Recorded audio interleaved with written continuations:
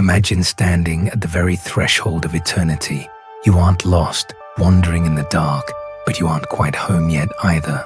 It's a quiet, heavy stillness, a place where the noise of the world finally fades and you're left with nothing but the truth of who you are.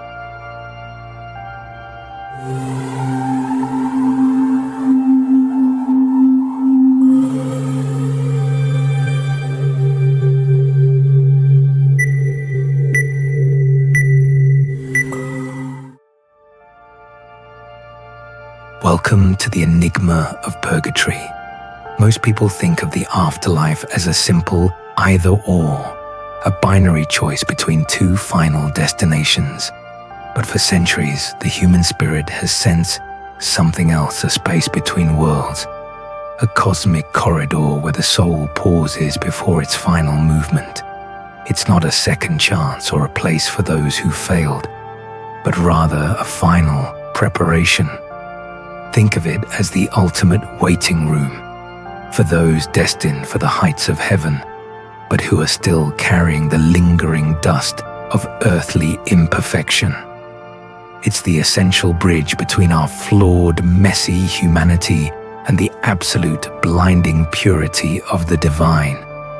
You might wonder why a loving creator would demand such a middle ground. Why not just open the gates? It comes down to the logic of the mirror. If we were to step directly from our world into the full, unshielded light of the Absolute, with eyes still stained by the shadows we've lived in, that brilliance wouldn't be a gift, it would be blinding. Purgatory acts as a necessary adjustment period. It allows the soul to shed its shadows slowly, tempering us so we can finally endure and truly enjoy that overwhelming radiance without flinching. To understand this, we have to move past the old, frightening imagery of pits and torture. Modern perspectives see it more as a refiner's fire, like gold being pushed into a kiln to draw out the dross. The soul undergoes a process of cauterization. It's a transformative, intense heat that doesn't seek to destroy, but to burn away the ego and the remnants of past mistakes. What's left behind is the most resilient, polished, and authentic version of who you were always meant to be.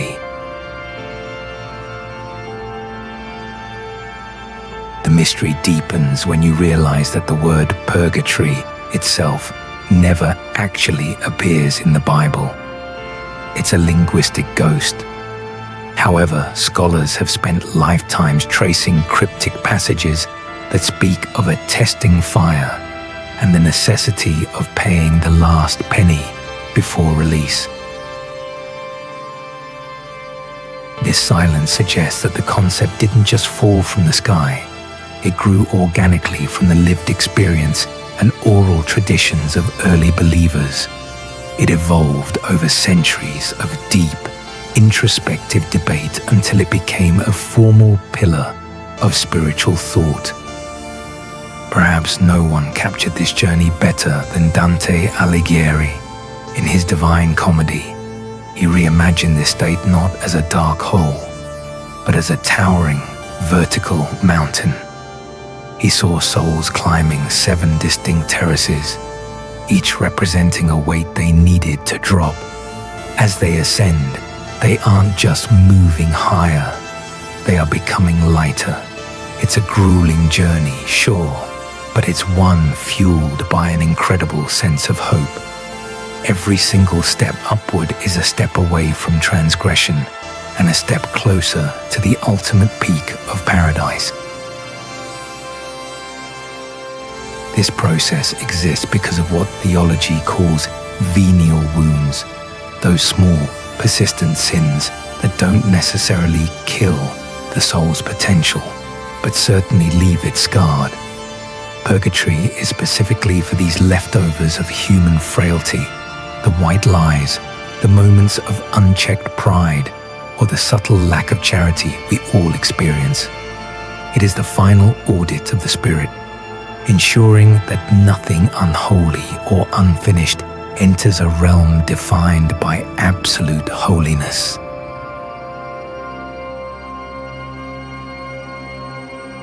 In our modern era, the conversation has shifted even further. Many theologians and even recent popes suggest that purgatory isn't a physical location with coordinates in the afterlife at all. Instead, it's an internal state of being.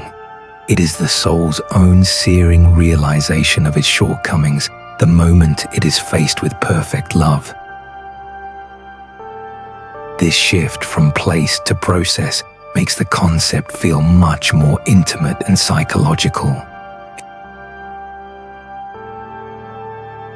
It's not about where you go, it's about what you become. There is also a deeply touching human element to this belief, known as the communion of saints. It suggests a bridge still stands between us and those who have passed. Through prayers, acts of kindness, and simple remembrance, we on earth can reach across that divide to help those in transition. It creates a timeless bond, implying that our love for the deceased doesn't stop at the grave. It actually influences their ongoing spiritual journey. In the 15th century, a mystic named Saint Catherine of Genoa described this not as a fire coming from the outside, but as an inner fire. She believed the soul is so naturally drawn to God's love that the sheer delay in reaching Him causes a fiery longing. The pain isn't a punishment handed down by a judge. It's the natural, inevitable ache of a heart that realizes it isn't quite ready to embrace the one thing it desires most. Historians often point to the 12th century as the moment this concept was truly born in the public consciousness. Before then, the afterlife was seen mostly as a binary of heaven or hell, up or down. The introduction of this third space revolutionized Western thought. It changed how people viewed law, how they managed debt, and how they calculated the consequences of their actions over time. It added a layer of complexity to the human story that hadn't existed before. The great C.S. Lewis once used a perfect, everyday analogy for this: the muddy boots. If you've been walking through the rain and the muck, you wouldn't dream of stepping onto a clean, white carpet without cleaning your boots first. Purgatory is that spiritual mudroom. It's an act of self-respect. We wouldn't want to enter the great feast of heaven feeling dirty. We would demand the chance to wash. The doctrine hinges on a vital distinction: the difference between forgiveness and reparation. Think of it this way: you can be forgiven for accidentally breaking a window, but the glass still needs to be replaced. Purgatory represents that restoration. While the guilt of the past is gone, the mess left behind by our choices requires a restorative process to return the soul to its original intended state of perfect balance. In this state, earthly status vanishes entirely. The world's kings, its greatest scholars, and the humblest peasants all face the same refining fire. It is the ultimate meritocracy of the spirit. Here, the only currency that carries any value is the depth of your love and the sincerity of your heart. It's a powerful reminder that at the end of our lives, our worldly accomplishments are far less significant than our actual character. It's worth noting that not everyone sees it the same way. The Eastern Orthodox Church, for instance, shares the practice of praying for the dead, but generally rejects the legalistic, punishment-based definition of purgatory held by the West. They prefer to view the afterlife as a continuous, infinite growth in God's light. This tension highlights how different cultures have wrestled with the mystery of our final breath.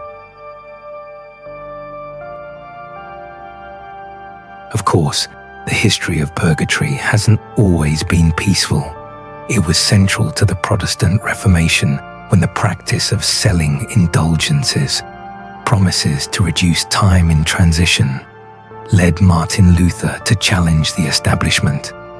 It sparked a global revolution, reminding us that even the most abstract spiritual concepts can have massive, tangible consequences on human history and the structures of power. How long does this process last? Since it exists outside our earthly timeline, time, as we know it, is just a metaphor. Some suggest it could be a single moment that feels like an eternity, or 1,000 years that pass in a heartbeat. It's an existence governed by the intensity of the soul's change, rather than the ticking of a clock. But unlike the uncertainty of our lives here, those in this state possess a holy certainty. They know they are saved. They know they will eventually see the light. This makes it a place of bittersweet joy.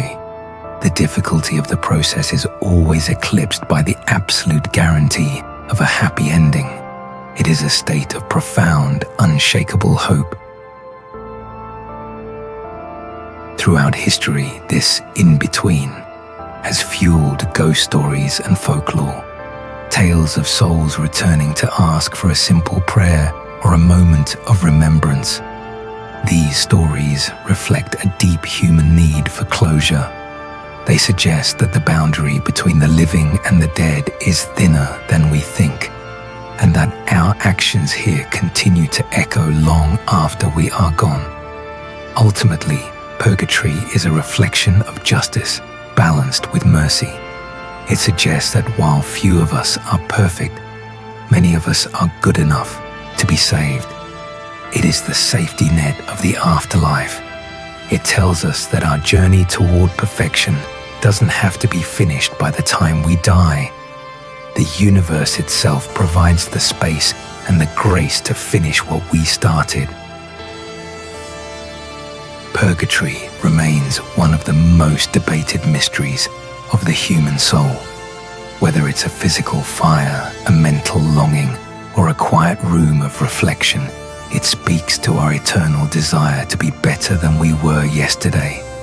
It is the ultimate homecoming, the long, necessary walk toward the light. The in-between isn't just about the afterlife. It's a reflection of our own search for clarity here and now. Whether it's a physical climb or a state of mind, it reminds us that the human journey doesn't end, it evolves. Thank you for exploring the ancient universe files with me. If you felt the pull of the unknown today, hit subscribe and join our community. Your support keeps these archives open. Before you go, what secret should we uncover next? From lost civilizations to the hidden geometry of the stars, drop your suggestions in the comments below. Until next time, keep looking beyond the veil.